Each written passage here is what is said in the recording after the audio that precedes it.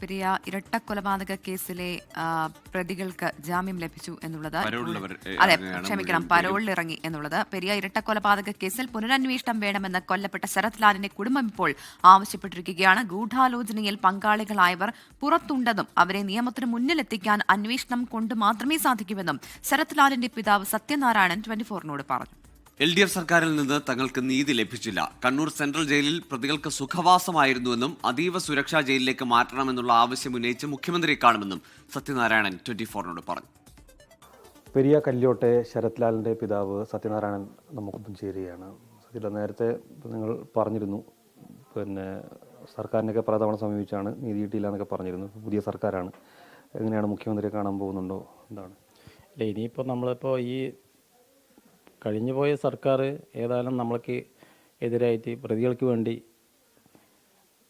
അവരെ സംരക്ഷിക്കാൻ വേണ്ടി നടത്തിയ പ്രവർത്തനമാണ് നമ്മൾ കണ്ടുകൊണ്ടിരുന്നത്. പിന്നെ അവർ എന്ത് പറഞ്ഞാൽ ഈ പ്രതികളെ രക്ഷിക്കാനുള്ള ചുമതല പോലെയാണ് അവർ കളിച്ചത്. അപ്പോൾ ഈ ഇലക്ഷൻ കഴിഞ്ഞില്ലേ, ഈ ഇലക്ഷൻ കഴിഞ്ഞതിന് ശേഷമുള്ള ഗ്യാപ്പിൽ ഇപ്പോൾ 10-20 ദിവസത്തേക്ക് ഇപ്പോൾ 10 പ്രതികളെയും പരോളിൽ വിട്ടിട്ടാണുള്ളത്. ഇപ്പം ഈ ജയിൽ മാറ്റമൊക്കെ നിങ്ങൾ ആവശ്യപ്പെടുന്നുണ്ട്?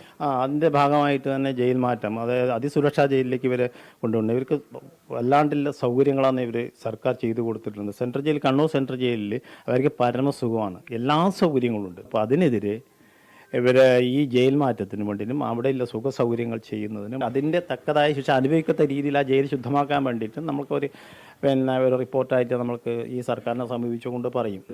നിങ്ങളിപ്പം മുഖ്യമന്ത്രിയെ കാണാൻ പോകുന്നുണ്ടെന്ന് പറഞ്ഞു, എന്താണ് മുഖ്യമന്ത്രിയോട് ആവശ്യപ്പെടുന്നത്? 10 പേര് ഇപ്പോൾ പുറത്ത് വിചാരണ കഴിഞ്ഞ് വെറുതെ വിട്ടവരുണ്ട്. അവർക്ക് ഇതിനെതിരെ ഹൈക്കോടതിയിൽ അപ്പീൽ കൊടുക്കാനുണ്ട്.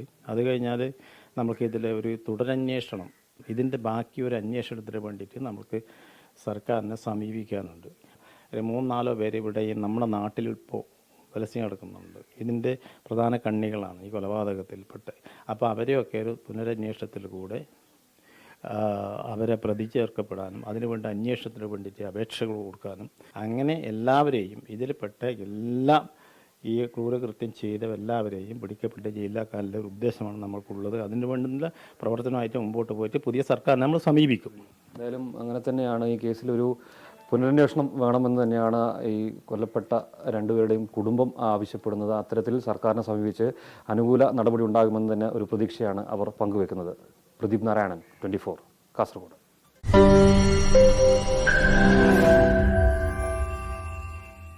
ലോകത്തെവിടെയായാലും ഏത് സമയത്തും 24 വാർത്തകളും ഓഗ്മെന്റഡ് റിയാലിറ്റി പാക്കേജുകളും എക്സ്പ്ലെയിനറുകളും വിശദമായി കാണാൻ ഞങ്ങളുടെ YouTube ചാനൽ നിങ്ങൾക്ക് സബ്സ്ക്രൈബ് ചെയ്യാം.